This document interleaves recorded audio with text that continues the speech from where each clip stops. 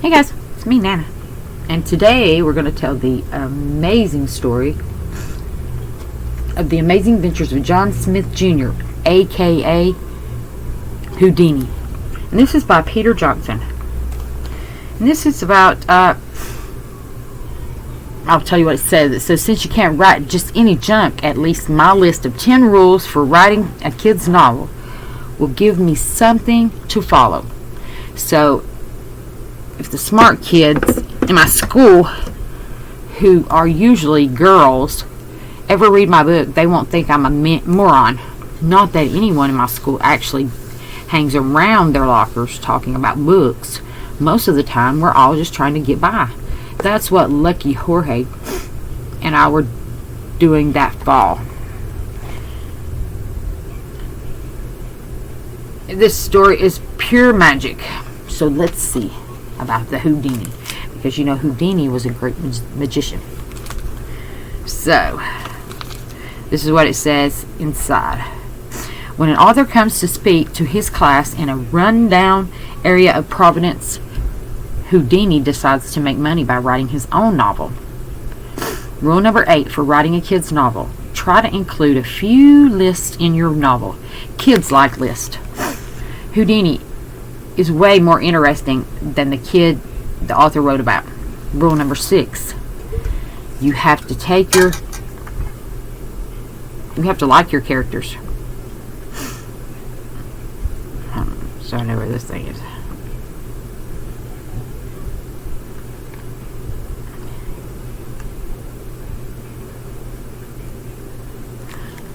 Or your readers won't care about them.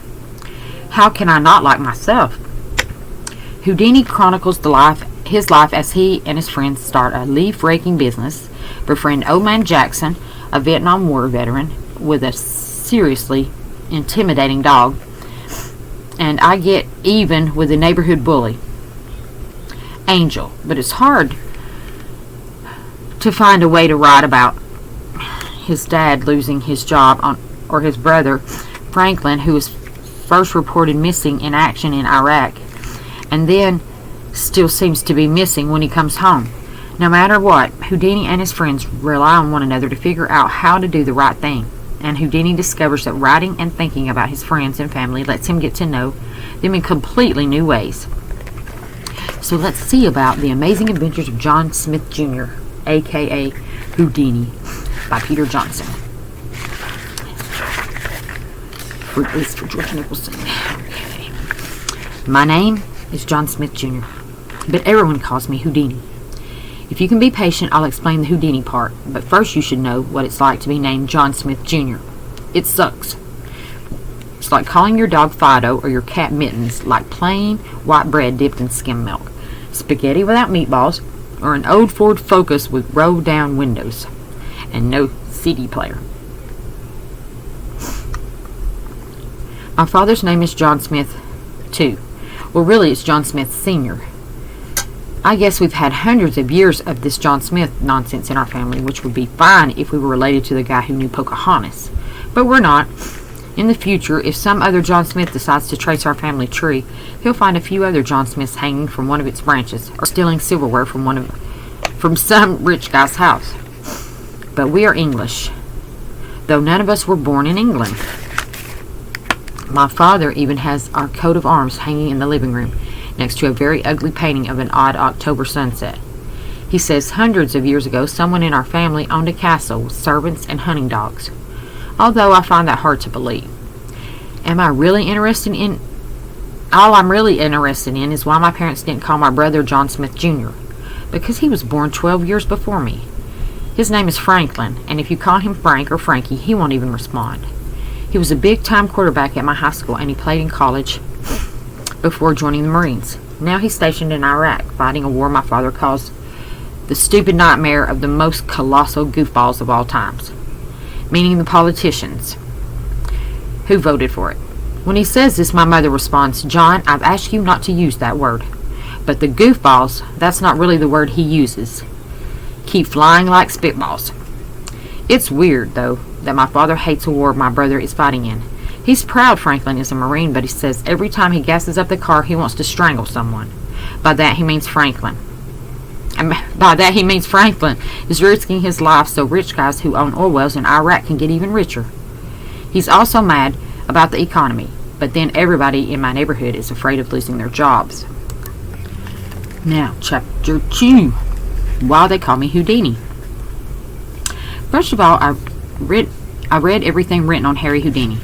One day in study hall, I found a book in our library on magic tricks and magicians. The first page I opened to had a picture of Houdini, dressed in a pair of what looked like white jockey shorts, hanging upside down and handcuffed in a Chinese water torture cell. When I turned the book around, he seemed to be smiling while holding his breath underwater. I laughed because that's something my friend Lucky or I would have done, though Lucky would have drowned because he's the unluckiest person I know, which is why we call him Lucky. That day in the library, I became obsessed with Houdini. I read biographies on him and books he had written on tricks and on other magicians. Most people think Houdini was crazy, but he was actually very smart and disciplined. Genius is repetition, Houdini supposedly said. What an amazing concept. When I first read it, I thought, brilliant, now all I have to do is find something I like, then do it over and over until I'm great at it. Because Houdini meant that there were no secrets to his acts. He used to pretend he was a wizard because his audience needed to believe that. But in fact, he practiced the routine until he perfected it. And here's the cool part. After wearing himself out from all this practice, sometimes he couldn't even explain how he escaped. He'd just zone out like he had tapped into some power from above. I explained this to Lucky and to my other friend Jorge one day while we were shooting baskets. It's like he had a religious experience where he could leave his body and watch himself escape. Lucky laughed, and I said I sounded like an altar boy. Jorge said he loved me like a brother, but that I was a flake.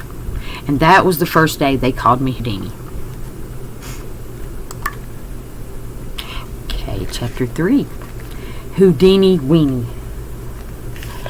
Unfortunately, it didn't take long for some wise guy to add weenie to Houdini. So sometimes I was called Houdini, other times Houdini Weenie, but at least no one ever called me Weenie, which would have been worse than John Smith, Jr.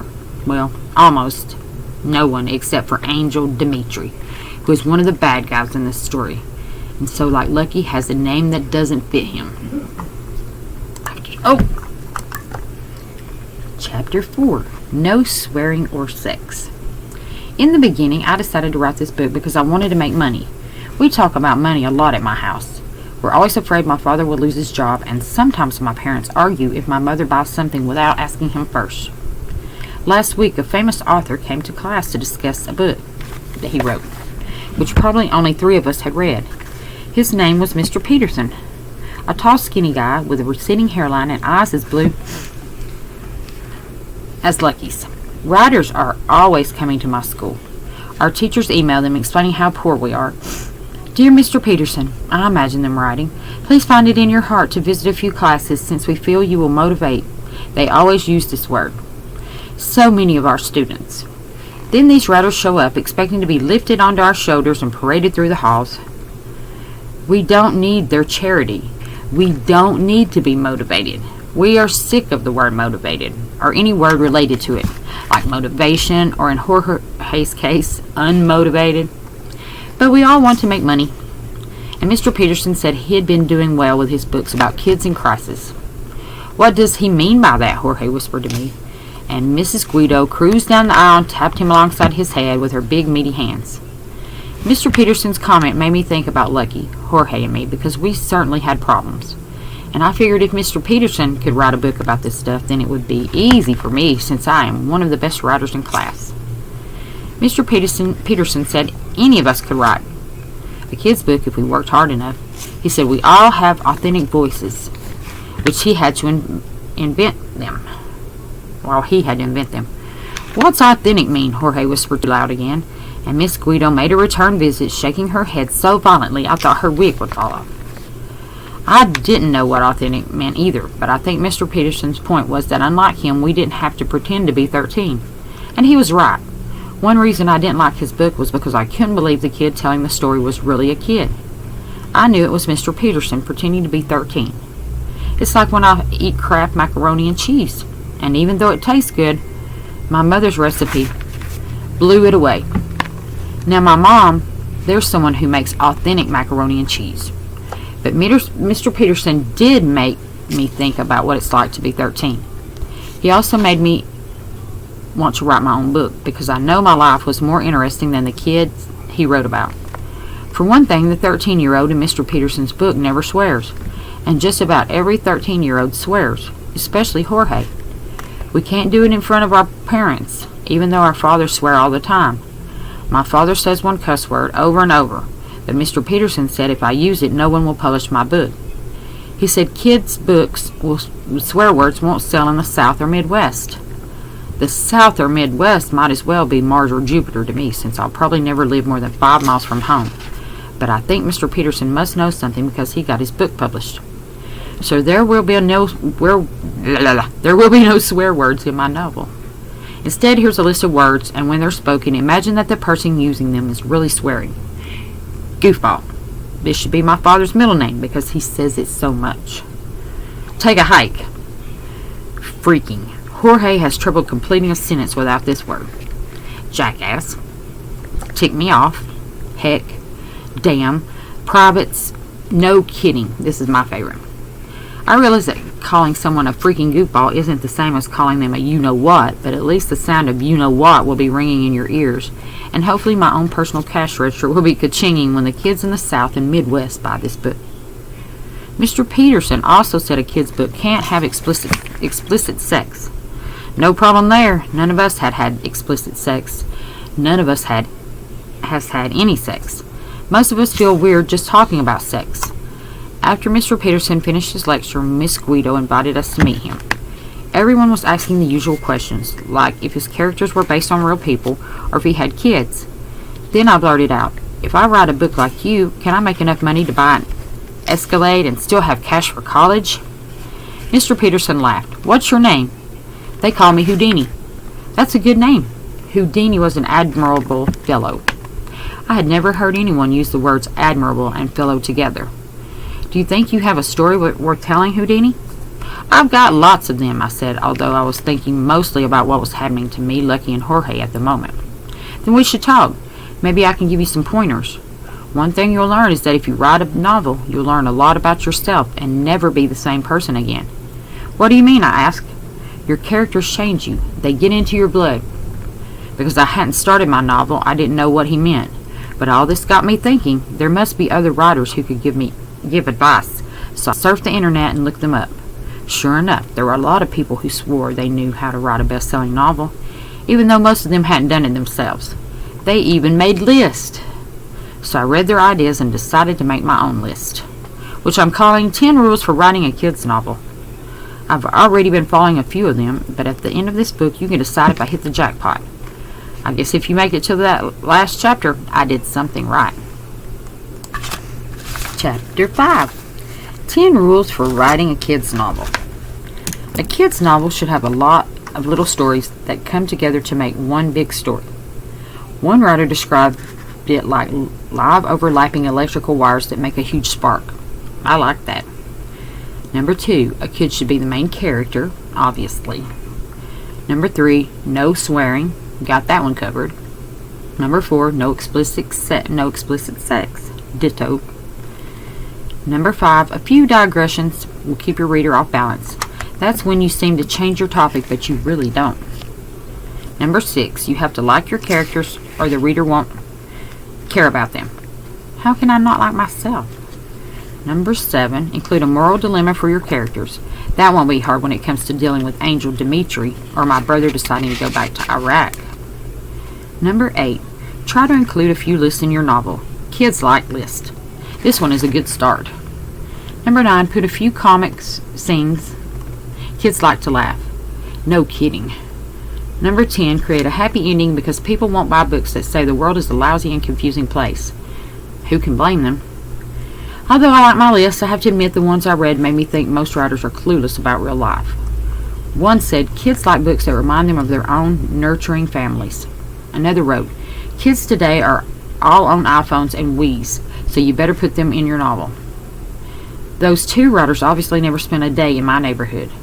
But since you can't write just any junk, at least my list will give me something to follow. So if the smart kids in my school, who are usually girls, ever read my book, they won't think I'm a moron. Not that anyone in my school actually hangs around their lockers talking about books. Most of the time, we're all just trying to get by. That's what Lucky Jorge and I were doing that fall.